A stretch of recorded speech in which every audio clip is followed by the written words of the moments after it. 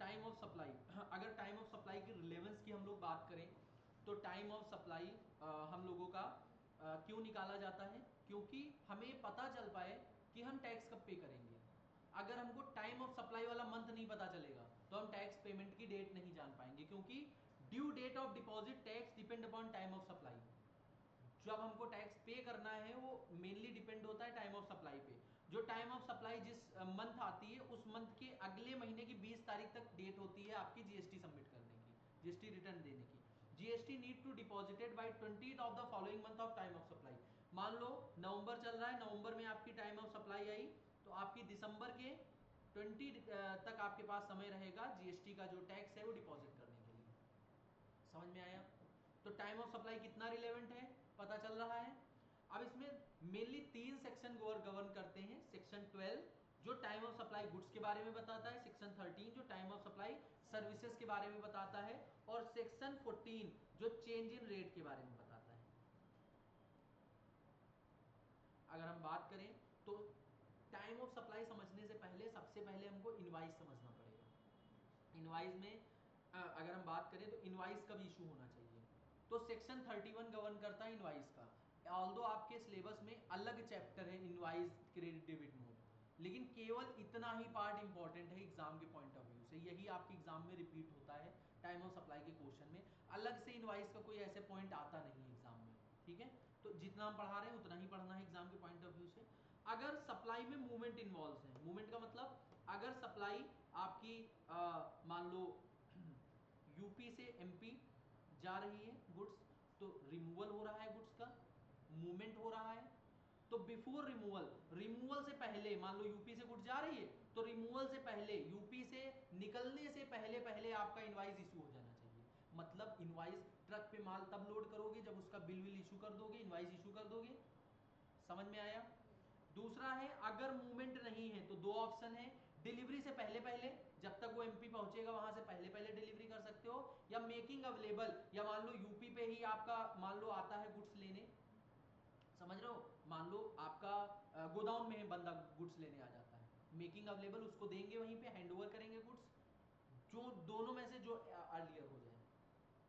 आगे अगर continuous supply का केस है, when each statement is issued, continuous supply का मतलब हमने कह दिया कि हमें हर महीने 100 पीसेज ऑफ समथिंग की जरूरत पड़ती है किसी चीज की, तो हर महीने हमको वो सप्लाई हो रही है मंथ वाइज, 12 महीने तक पूरा साल में चलता रहता है, तो स्टेटमेंट इशू होता होगा। हो सकता है 3 महीने पे उनका एग्रीमेंट हो कि हम आपका पेमेंट जो है महीने महीने नहीं कर पाएंगे, 3-3 महीने पे करिएगा, ठीक है। तो क्वार्टरली अगर स्टेटमेंट इशू होता है या जो है आपका ईयरली होता है, तो ईयरली स्टेटमेंट जब इशू होगा उसको टाइम ऑफ सप्लाई मान सकते हैं, या फिर जब पेमेंट आपका रिसीव होगा, दोनों में से जो पहले हो जाए।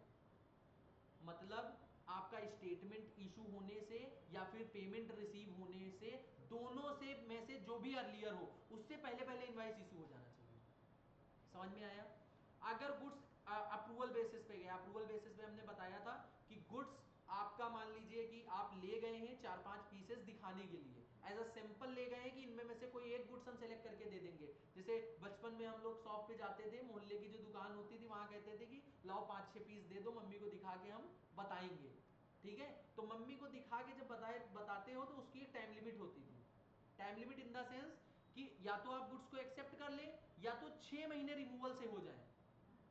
समझ रहे हो, दोनों में से जो अर्लियर, वहां से पहले पहले इनवाइस इशू हो जाना चाहिए। मतलब एक स्पेसिफाइड डेट होती है कि अगर उससे ज्यादा आप रखोगे तो पूरे चारों गुड्स को सेल मान लिया जाएगा, समझ रहे हो। तो वो 6 महीने की डेट जीएसटी में स्पेसिफाइड है। अब ये गुड्स का केस खत्म हो गया, सेक्शन 31। अगर हम सर्विसेज की बात करें, time limit for issue of invoice in case of services. अगर हम बात करें in case of bank, NBFC and insurance business, तो within 45 days from the provision of services, जब आपने सप्लाई ऑफ सर्विस की है या प्रोविजन ऑफ सर्विस कर ले, सर्विस आप सप्लाई करेंगे वहां से 45 दिन के अंदर क्या हो जाना चाहिए, इनवाइस इशू होना चाहिए, मैक्सिमम टाइम लिमिट है। अगर इसके अलावा कोई अनदर केस है तो with in 30 days from the provision of services, जब से आपने सर्विसेज दी है वहां से 30 दिन के अंदर आपका इशू हो जाना चाहिए।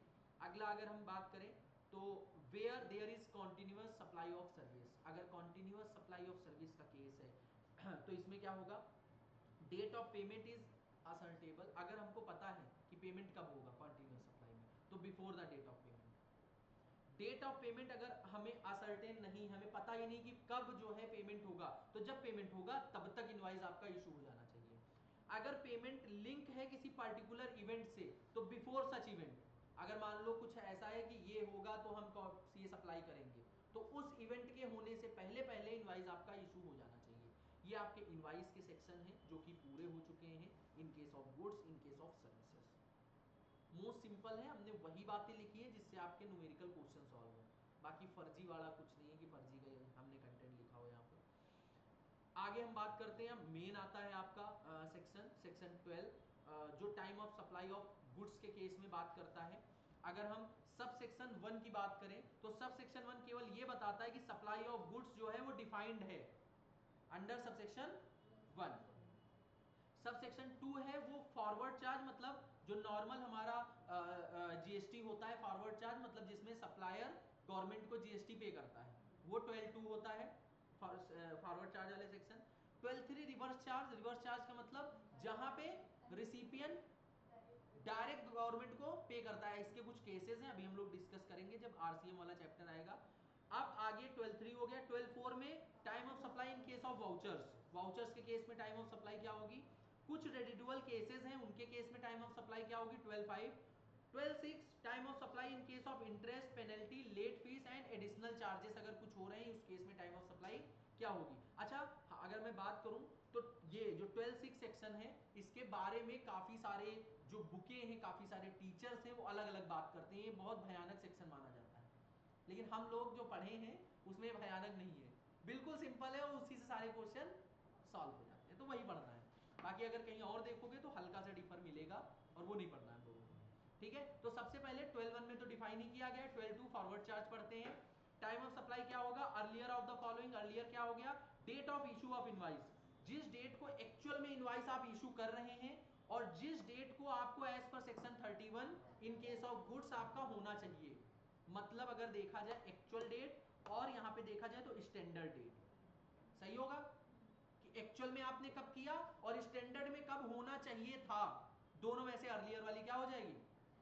Time of supply. अगर हम रिवर्स चार्ज की बात करें आरसीएम में तो टाइम ऑफ सप्लाई क्या होगी? अर्लियर ऑफ द फॉलोइंग, या तो date of receipt of goods जब आपको गुड्स रिसीव हो रहा है, या तो डेट ऑफ पेमेंट जिस जब आपको पेमेंट रिसीव हो रहा है, या तो 30 days from the date of issue of invoice और अदर डॉक्यूमेंट। यहां पे 31 करो, समझ रहे हो?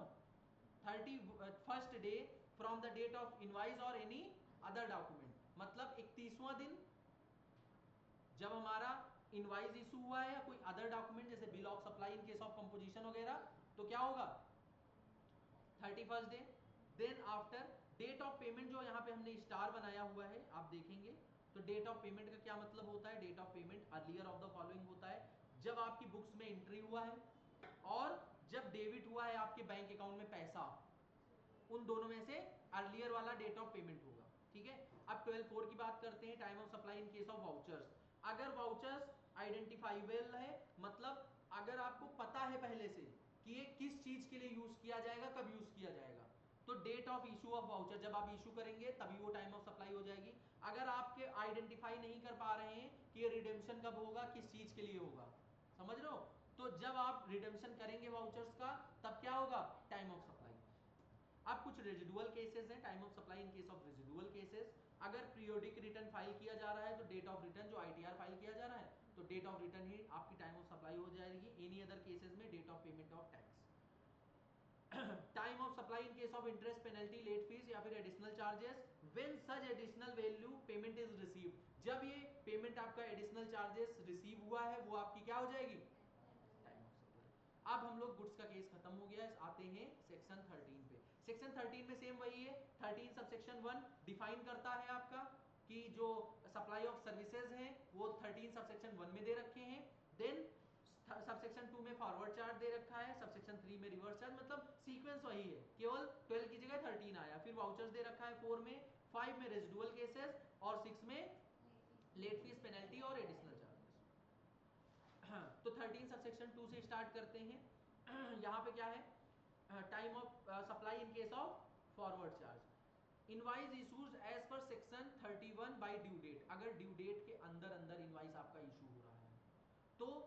दोनों में से अर्लियर होगा डेट ऑफ इनवाइस और डेट ऑफ पेमेंट। अगर इनवाइस आपका टाइमली इशू नहीं हो रहा है तो क्या होगा, date of provision of services और डेट ऑफ पेमेंट। इसमें हमने जब रेगुलर क्लास ली थी तो हमने बताया था कि अगर इनवाइस टाइमली इशू हो रहा है तो यहाँ पे इनवाइस रख दोगे, अगर इशू टाइमली नहीं हो रहा है तो यहाँ पे सर्विसेज की डेट ही पता होगी आपको, date of provision of services रख दोगे।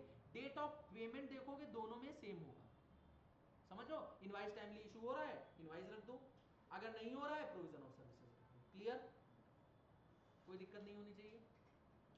Time of supply services in case of reverse charge mechanism, अगर आरसीएम का केस हम लोग बात करें तो जर्नल केस देखा जाए अगर, तो हम लोग बात करें यहाँ पे डेट ऑफ पेमेंट और 61st day from the date of issue of invoice. अगर हम इंपोर्ट कर रहे हैं सर्विसेज को तो डेट ऑफ पेमेंट या फिर date of entry of receipts of services अगर हम इंपोर्ट कर रहे हैं, दोनों चीजें समझ में आ गई। अच्छा, ये जो आरसीएम वाले थोड़े केसेस हैं 61 और 31 वाला, ये थोड़ा सा ज्यादा इंपॉर्टेंट, इसमें डेज निकालने में गलती होती है तो इसके लिए प्रैक्टिस ज्यादा करनी पड़ेगी अप्रोप्रिएट। अब लास्ट सेक्शन है अपना section 14, change in rate. Change in rate में जैसा कि हमने बताया था कि एक एग्जांपल के थ्रू समझाया था, तो वो एग्जांपल फिर से ले लेते हैं। देखो स्पेस भी हमने एग्जांपल के लिए छोड़ा हुआ है।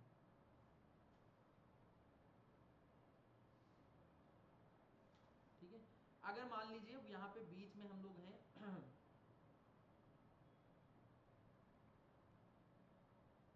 यहाँ पे जीएसटी का जो रेट था वो 12% था और यहाँ पे जीएसटी का जो रेट है वो 18% है। तो हम ये कॉन्सेप्ट वो करते हैं, बनाते हैं कि ऑल्दो ये जो है इसके रूल्स जो हैं वो बहुत डिफरेंट हैं और अगर रूल्स पढ़ने जाएंगे तो है वो ही नहीं पाएगा सेक्शन 14। ठीक है, तो जो ये रेट है इसको हम ओल्ड रेट कहेंगे पहले वाला, और इसको हम नाम देंगे आफ्टर, और ये जो है इसको हम न्यू रेट का नाम देंगे और इसको नाम देंगे, सॉरी इसको बिफोर देंगे ना, बोलते भी नहीं हो तुम लोग, ये थोड़ा सा टर्मिनोलॉजी समझनी पड़ेगी। ठीक है, तो हम लोग ये देख रहे हैं कि 15/10/2024 से हमारे रेट चेंज हुए हैं जीएसटी के, तो हम केसेस बनाते हैं, जैसे कि ये पूरी आपको टेबल आनी चाहिए, जैसे कि आपको आनी चाहिए प्रोविजन ऑफ सर्विसेज पहले, दूसरा डेट ऑफ पेमेंट और डेट ऑफ इनवाइस, ये 3 टेबल आपको बनानी है खुद से। देन आपको निकालना क्या होता है, टाइम ऑफ सप्लाई निकालना होता है और रेट निकालना होता है जो चेंज ऑफ रेट, ये 2 आंसर हैं, समझ रहे हैं।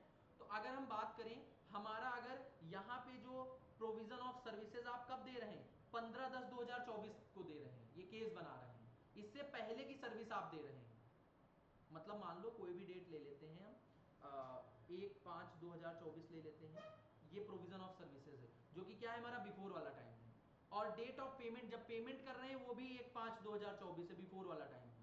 लेकिन जब इनवाइस इशू हुआ है वो आपका आफ्टर वाला टाइम, मतलब इनवाइस आपको मान लो 30/10/2024 को हुआ है जो कि आफ्टर वाली डेट है, समझ रहे हो। तो अगर ऐसा केस हो रहा है तो इसमें हमने क्या बताया था तरीका, अगर हमने कहा था कभी भी याद रखना कि ये जो डेट ऑफ प्रोविजन है टाइम ऑफ सप्लाई नहीं बनती है, बताया था याद है, डेट ऑफ प्रोविजन कभी भी टाइम ऑफ सप्लाई नहीं बनती है। टाइम ऑफ सप्लाई या तो provision of date of payment बनेगी या तो डेट ऑफ इनवाइस बनेगी। अब इन दोनों में हमें देखना है कि प्रोविजन ऑफ सर्विसेज से क्या मैच कर रहा है, क्या मैच कर रहा है, बिफोर मैच कर रहा है डेट ऑफ पेमेंट, तो डेट ऑफ पेमेंट क्या हो जाएगी, और यहां पे अगर देखा जाए एप्लीकेबल रेट बिफोर वाला होगा, मतलब डेट ऑफ पेमेंट क्या है बिफोर वाला है, बी लिखा है, तो बिफोर वाला रेट क्या था 12%, तो 12% हमारा एप्लीकेबल रेट हो जाएगा। इसी तरीके से अगर देखें यहां पे हमारा प्रोविजन ऑफ सर्विसेज बिफोर है, फिर से कोई डेट हमारी 15/10/2024 के पहले वाली है जिसमें हमने सर्विसेज की दी हैं, लेकिन जो पेमेंट हुआ है वो 15/10/2024 के बाद हुआ है, आफ्टर है, और यहाँ पे जो डेट ऑफ इनवाइस, इनवाइस जो इशू हुआ है वो पहले हुआ है, तो हम फिर देखेंगे ये बिफोर है, डेट ऑफ प्रोविजन से कौन मैच कर रहा है, डेट ऑफ इनवाइस मैच कर रहा है, तो date of invoice is the rate, कौन सा लगेगा बिफोर वाला है ये, तो बिफोर वाला रेट लगेगा 12%। आगे अगर हम बात करें तो मान लो प्रोविजन ऑफ सर्विसेज फिर से 15/10/2024 के पहले वाली हैं, लेकिन जो हमारी क्या कहते हैं डेट ऑफ पेमेंट और डेट ऑफ इनवाइस हैं वो 15/10 के बाद वाली हैं। तो अगर ये दोनों चीजें सेम हो रही हैं, अभी तक देखो दोनों में सेम नहीं थी, तो हम प्रोविजन ऑफ सर्विसेज वाला ले लेते थे। अगर बनेंगी दोनों लोग, अब दोनों में लड़ाई हो गई, दो में से एक ही बनना है। मान लो एक राजा के दो लड़के हैं, तो दोनों में से एक बनना है, ठीक है। तो कौन बनेगा? जो दुनिया में पहले, अर्लियर, जो दुनिया में पहले मतलब जो बड़ा होगा, समझ रहे हो? तो earlier of the date of payment या फिर डेट ऑफ इनवाइस, समझ रहे हो? अब दो समझ लो वो हैं योग्य लोग हैं जिनको राजा बना सकते हैं, तो दोनों में से अर्लियर वाला जो बड़ा होगा, बड़ा भाई बनेगा। अर्लियर जो पहले आया होगा, जिसकी डेट ऑफ बर्थ पहले होगी उस। फिर अगर बात करते हैं, यहां भी आफ्टर है, यहां पे मतलब 15/10 के बाद में सर्विसेज दी गई हैं, लेकिन जो डेट ऑफ पेमेंट है और डेट ऑफ इनवाइस है वो पहले की है। बिफोर बिफोर मैच कर रहा है, सेम सेम, राजा के दो लड़के, दोनों में से अर्लियर वाला, date of payment date of invoice. Rate कौन सा लगेगा? अर्लियर इनमें में से जो भी होगा, जो भी अर्लियर निकल के आएगा, ठीक है, वो आपका रेट भी वही लग जाएगा, ठीक है। तो ये आई थिंक ये चैप्टर आपका हो गया है ऑलमोस्ट। कोई डाउट हो तो पूछ सकते हो। अब हम लोग इसके कुछ सम्स प्रैक्टिस करेंगे।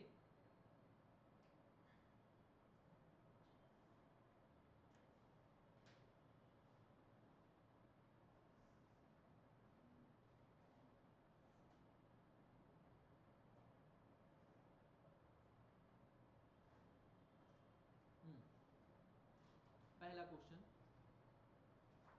Mister Nathan, Mister Amar supplied goods liable under reverse charge. Reverse charge में मिस्टर नाथन जो है वो गुड्स चार्ज करते हैं। Mister Nath, you are required to maintain time of supply. अब देखो ये गुड्स है पहली चीज, और दूसरी चीज क्या है? रिवर्स चार्ज है।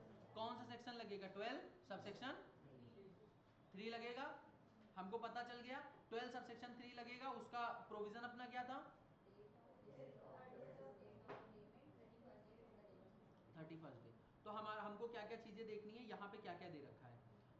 1/4/2022 mister Nath approach mister Aman to place the order, इसका कोई रिलेवेंस नहीं है।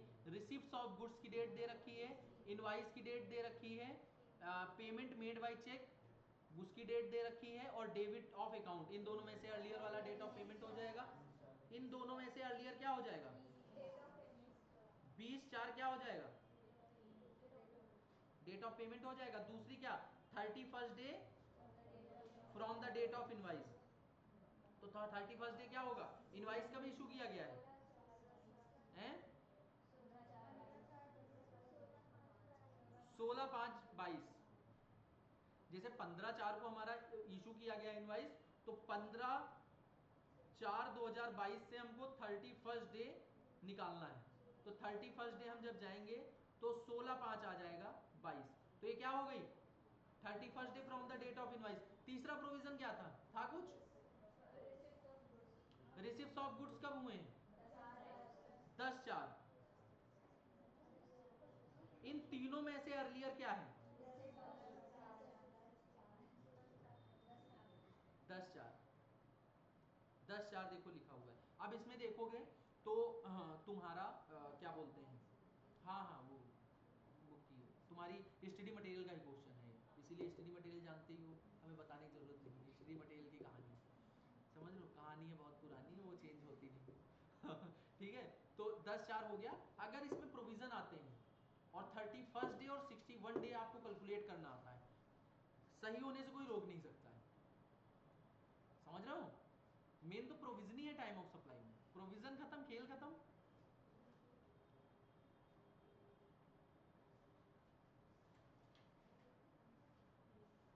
अब एक क्वेश्चन और करते हैं। अच्छा, सारे क्वेश्चन करवा पाना संभव नहीं है रिवीजन क्लासेस में, तो आप लोग घर पे प्रैक्टिस करेंगे।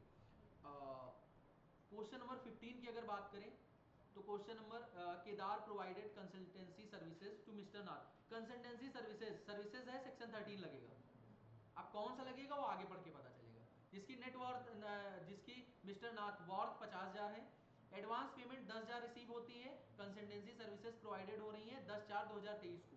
मिस्टर केदार रिसीव करते हैं बैलेंस पेमेंट 16/5/2023 को। ठीक है, दो सिचुएशन है। What will the time of supply is assuming mister Kedar issue the invoice on 15/4/2023।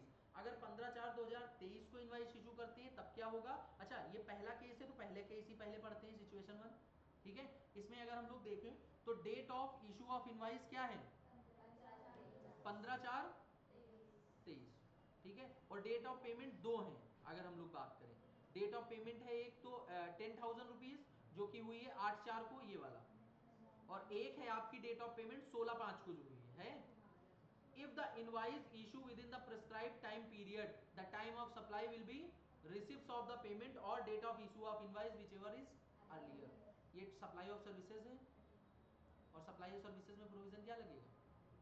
कौन सा लगेगा? हाँ, इनवाइस अगर टाइमली इशू हो रहा है तो डेट ऑफ इनवाइस और डेट ऑफ पेमेंट, और नहीं हो रहा है तो date of provision of services, date of payment. क्या लगा है इसमें अगर हम बात करें? अच्छा जो 10,000 रुपीज है एडवांस जब हमें मिला, टाइम ऑफ सप्लाई उसकी क्या हो गई जाएगी? वही 8/4। एडवांस जब हमें रिसीव होता है वही डेट, जिस डेट को हमारा एडिशनल पेमेंट या एडवांस हमारा रिसीव हुआ है वही डेट उसकी टाइम ऑफ सप्लाई हो जाती है। बैलेंस अमाउंट जो होता है time of supply will be 15/4/2023 which is the earlier of 15/4/2023 और 16/5/2023 जो डेट ऑफ इनवाइस थी और date of receipt of payment थी। अगर हम आगे एक क्वेश्चन तुम्हारा वो कराएंगे चेंज इन रेट वाला, ये है चेंज इन रेट। और कोई? हाँ,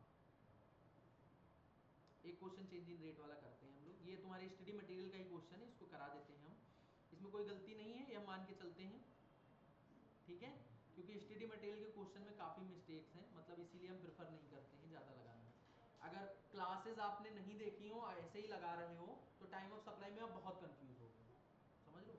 जैसे टाइम ऑफ सप्लाई का जो हमने पहला क्वेश्चन अपनी नोट्स में दिया था, पहला क्वेश्चन ही गलत था शायद, पहला या दूसरा, है ना? सही करवाया था डेट्स वगैरह। अरे काफ़ी डेट, अभी तुमको जो सबसे पहला क्वेश्चन लगवाया उसमें क्वेश्चन में 2022 दे रखा है सब में, और आंसर में 2023 दे रखा है। कैसे एक साल बढ़ा दिया तुमने? ठीक है। अगर हम बात करें तो तुम अभी हमने जो कॉन्सेप्ट बताया उसी पे चलते हैं, ध्यान से सुनना। एक ही क्वेश्चन करवाएंगे, इसी में सारे कॉन्सेप्ट बनने चाहिए। जैसे ये स्टार्टिंग डेट है, मतलब rate of GST shall be 12% instant of existing 18%। मतलब 18% हमारे ओल्ड रेट है, 12% हमारे न्यू रेट है। तो ये हो जाएगा हमारा बिफोर और ये हो जाएगा, हो जाएगा। चेंज कब हुए? 1/4/2022 से। In that case time of supply क्या होगी, अप्लीकेबल रेट क्या होगा? तो अगर हम बात करें तो आपको इतनी डिटेल क्वेश्चन में देगा हमेशा। आपको क्या निकालना होगा? टाइम ऑफ सप्लाई और रेट। तो हम लोग बात करें, ये अपना प्रोविजन ऑफ सर्विसेज है, ये कभी टाइम ऑफ सप्लाई नहीं बन सकता है। ये आपका डेट ऑफ इनवाइस है और ये डेट ऑफ पेमेंट है। समझ में आया? अब अगर हम बात करें यहाँ पे, तो यहाँ पे सबसे पहले हमको क्या करना है? बिफोर आफ्टर वाला काम कर देना है। तो अगर हम बात करें 1/4 से पहले वाला कितना है डेट? 1/4 से 2022 से, तो ये पहला वाला जो है प्रोविजन ऑफ सर्विसेज, ये बिफोर है या आफ्टर? ये आफ्टर है। प्रोविजन ऑफ सर्विसेज वाला ही पहले कर लेते हैं। ये क्या है, बिफोर है या आफ्टर है? ये क्या है? ये क्या है? ये क्या है? ये क्या है? ये क्या है? ये क्या है? ये क्या है? Date change. क्वेश्चन ही गलत है। स्टडी मटेरियल तुम लोगों की बेटा यहाँ पे 23 कर लो, है ना? हमको याद नहीं था इसमें गलती है। वही हम कहे सब आफ्टर आफ्टर में क्वेश्चन कैसे बनेगा? बता तो रहे हैं। इतनी कभी कभी मतलब इतनी गुस्सा लग जाती है, छोड़ो क्या ही करेंगे। 1/4/2030 तो ये बिफोर हो गया, फिर ये भी बिफोर हो गया, ये भी बिफोर हो गया, ये आफ्टर हो गया, ये आफ्टर हो गया और ये आफ्टर हो गया। अब बन रहा है सही क्वेश्चन, लग रहा है। ये क्या बिफोर होगा या आफ्टर होगा? आफ्टर होगा।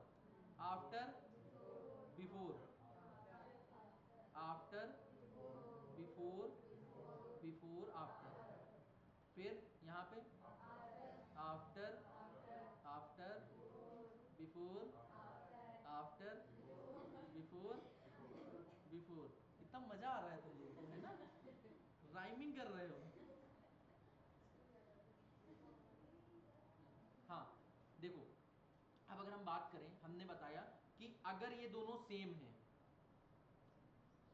तो इन दोनों में से अर्लियर वाला क्या होता है, टाइम ऑफ सप्लाई। तो इन दोनों, ये दोनों सेम है, आफ्टर आफ्टर हो रहा है, देख रहे हो, तो दोनों में से अर्लियर क्या है, 3 4, 3 4 देखो लिखा हुआ है। और रेट क्या लगेगा, यहाँ पे क्या लिखा है, तो आफ्टर वाला रेट लगा दो 12। क्लियर, कितना इजी है। उसके बाद फिर हम लोग चलते हैं आगे। हम लोग अगर बात करें तो ये दोनों सेम है, नहीं है, सेम नहीं है, लेकिन देखोगे प्रोविजन ऑफ सर्विसेज से कौन मैच कर रहा है, डेट ऑफ, तो डेट ऑफ इनवाइस देखो लिखा होगा, रेट कौन सा लगेगा, यहाँ पे बिफोर लिखा है तो 18% देखो बिफोर वाला रेट लिखा हुआ है। समझ में आया। आगे अगर हम बात करें, यहाँ पे देखोगे कोई मैच कर रहा है, मैच कर रहा है, या बिफोर बिफोर मैच कर रहे हैं, तो डेट ऑफ पेमेंट जो है आपका ये क्या होगा, और ये क्या है बिफोर, बिफोर में क्या था 18%।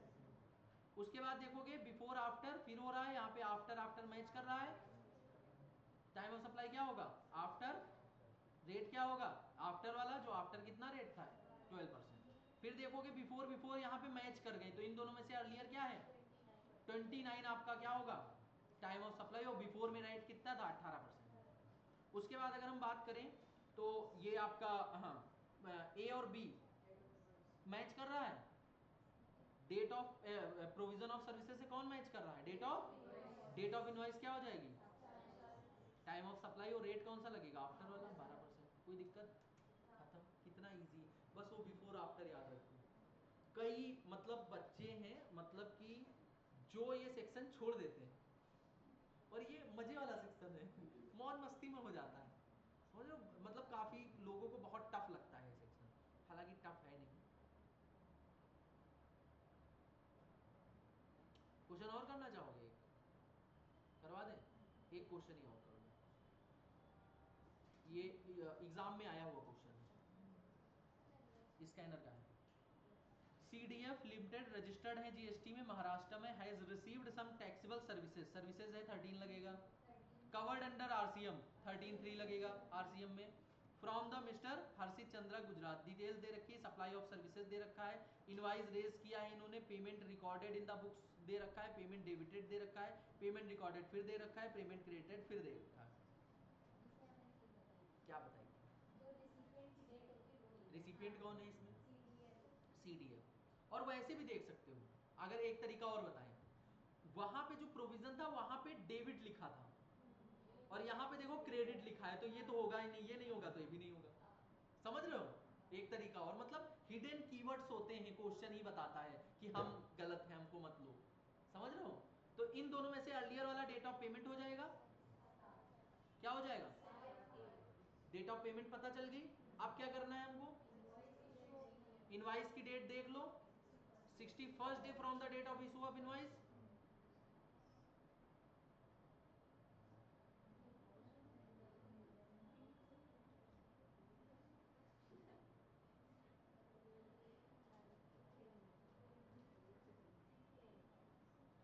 हाँ सॉल्व करो एक बार,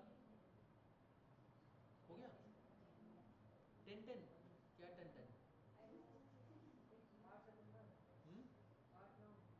8 9,